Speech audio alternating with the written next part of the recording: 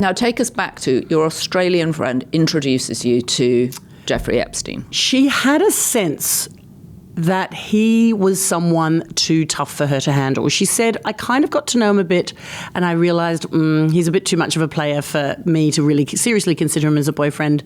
But she knew I sort of liked that very sort of smart, super verbal, funny New York, high-speed kind of personality. And so she said, I was thinking it could be someone interesting for you to meet. And this was not done, I hasten to add, in any sleazy way at all. It was more, out of all the men out there in New York, you should really meet him. But I know that I can't take on that level of player. Now, the context was Playboy, and at that point, it was way more James Bond than Darth Vader. He was somebody that was known as many a girl on his arm, lots of girlfriends.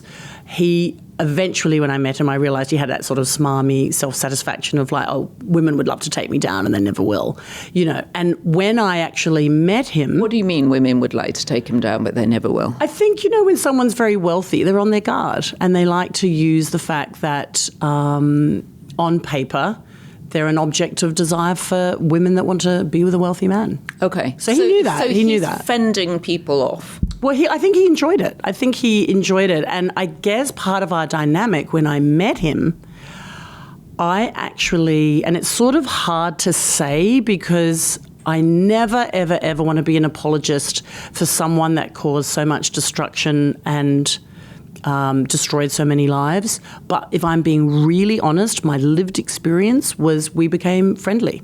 And that's the actual truth. It's like it's a whole kaleidoscope. It's a very complex situation. And my little, shard of glass in the kaleidoscope that I'm just contributing to the picture is initially when I met him, he did have a charm and we sought out each other's company and we did hang out in a non-sexual way. And you spent, how long was he a friend of yours for? Oh, for years. For years, like especially in that early period where we were, he'd be someone I'd call. He would call back, or he would call me. At that time, we had answering machines, and God knows where those little cassettes are. But so it was like there was a 2.5, 3 year period where it was at its apex. And you met Donald Trump through him, right? Yes, and as a precursor to the Donald Trump encounter, I have to say, by that time, I'd also sort of realised he's a black diamond run of a man, way too much for me to handle. I'm a romantic, so I knew there's no way that I'm going to just be a part of a harem. So, and that was considered attractive at the time. In a post-Me Too world, everyone's like, oh, gross. But at that time, it just made you a player. And it was a value, and people, it was shiny, And at that point, also, people behaving outrageously was something that I sought out, and it was part of the fashion world. And it was part of the 80s and the 90s, wasn't it? I mean, Wall Street was on at the movies. This was about money. It was about glitz. It was about glamour. And you were living in that in your day job because you were dressing up as that. And then in the evenings, you were actually living it. Exactly. And also when you're modelling, when you're doing couture, this whole idea that a Parisian designer like Yves Saint Laurent, he's basically liberating women from stifling bourgeois convention by this highly eroticized sexual glamour. So in my hilariously undercooked teenage, youthful, book smart life, completely naive way, I thought I got the players and the world, and I was like navigating. But even then, I thought, there's no way I can take on a Jeffrey Epstein, in terms of being auditioning him or him auditioning me for partner material. But we instantly slipped into a friendly catch-up mode. And he was someone who was always super busy. He didn't really do like 4-hour lunches in a cafe. He'd be like, hey, I'm going to the airport. Why don't you come in the car and we'll hang out, and then the car can take you back wherever you want to go. He was always on the run. And then one day he'd spoken about Donald Trump as someone that, he was kind of a bit self-satisfied about that friendship, I think, because at that point Donald Trump was, larger than life, almost like cartoon-like character in the New York landscape. And he mentioned, I had this white wrap-over dress. And he said, oh, my God, you look just like a nurse in that. It'd be really fun if we got this other mutual friend that had introduced us. Why don't we both go over to Donald's and you'll both look like nurses and I'll just knock on the door and we'll go to Trump Tower and it'll be hilarious. And it kind of, you know, looking back, obviously, it's like there's something kind of mortifying about that story, about me putting myself in that Benny Hill position, and being like sort of on Jeffrey's arm going to Donald Trump's. It's completely surreal. I mean, It's really mental. But at the time, it just felt like a bit of fun. And obviously now I look back and go, okay, it's a very odd story, and especially when it blew up into this global horror show. You know? So take us back to, so you're sauntering over town, across town, from Jeffrey's house on East 71st Street to, was this Trump Tower you go to meet Donald Trump? Yeah, we went to Trump Tower and we get ushered up. And so I suppose there was a sense of anticipation. And I wasn't that invested in Donald Trump, but anyone that lived in New York at that time knew he was an outsized figure.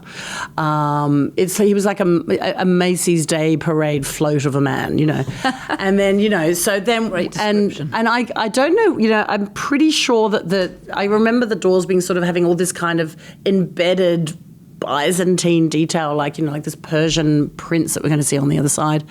And then when the doors sort of swung open, the two things that really hit you, one is the outrageous skyline. I mean, it's just, it's just the embodiment of all aspirational New York desire. I mean, the view from his windows. Unbelievable. I remember that.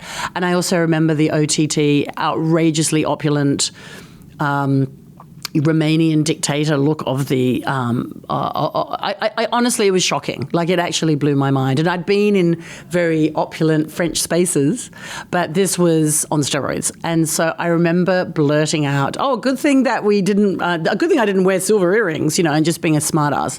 And we came in and he was gracious, and I think he offered us a drink. And Jeffrey was sort of a little bit, cat that got the cream, like a little bit, aren't I cool, aren't I great, aren't I fun? And there wasn't anything really seedy or sexual or weird apart from the aspect of us being sort of trophies on display. He was really invested in us knowing about, I bought this, I got that, I paid the most at the auction. You know, he was really, really invested in making a good impression, which I found startling. I just could not believe that sort of chasm of need in him. Like, it really, really blew my mind. And what was the relationship like between him and Jeffrey? They seemed warm and friendly, you know. Jeffrey was kind of a bit boasty about knowing Donald. You know, Donald was much more famous than him at that time, you know. So I think he loved kind of accentuating the connection. He probably was showing off Donald to us and us to Donald, you know. And I mean, look, at that time, you know, he was a soap opera. So this was part of your New York adventure? It was just an adventure, and Donald Trump was just another, you know, I'd done a show and shaken Diana's hand. It was like Meet Godzilla. This is just another, you know. Princess Diana. Diana, Princess of Wales. It was like all these towering figures that you just ended up meeting them. It's very surreal to look back at now. There was no weird, dark sexual undercurrent. He was gracious. I do remember... Where did he look? Because there's you, your friend, you're both dressed in tiny little white dresses that Jeffrey thinks give off a nurse vibe. Is Donald responsive to that? He smiled. He smiled and he laughed. And he obviously thought, oh, this is just Jeffrey. Like, because obviously Jeffrey's thinking, I'm literally walking down Fifth Avenue with two nurses. This is, that he smiled and he laughed, but not in a way that made me uncomfortable at the time.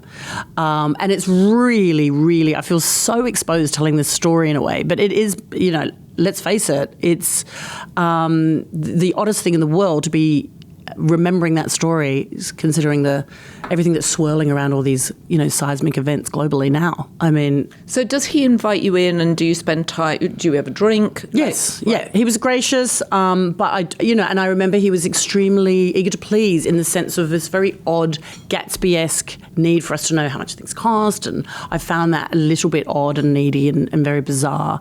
But there was definitely no seedy undercurrent. I have to say that. And what was Jeffrey's relationship like with Donald Trump? He spoke about him as somebody that I think he felt that that was at a time when Donald Trump was going through some bankruptcy issues, and he definitely he kind of was a little boasty about the fact he lent him his plane, and I've helped him out a lot, and definitely the sense that he was the power center at the time. Definitely that was how he spoke of it in those terms.